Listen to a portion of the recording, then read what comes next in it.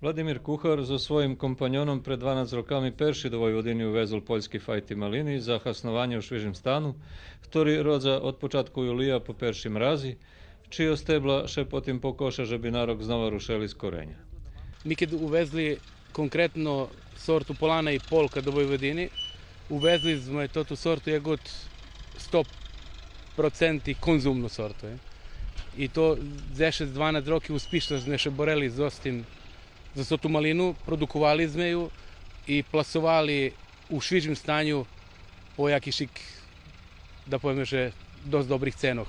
Novokomponovani produkovatelje bar še hvalja za tim biznisom. Već bim to tu produkciju okvalifikovali jak taku euforičnu, bo keď še na paperu zrahuje, dobivaju še fantastični cifri u dinaroh, ljubu u evroh. Međutim, u praksi, odnosno u konkretnih slučajoh, to še zvodzi na dajaku, zarobok še zvodzi na dajaku, bukvalno pojedeme mizeriju, odnosno na zarobok, ktorý je dostojni produkciji malini.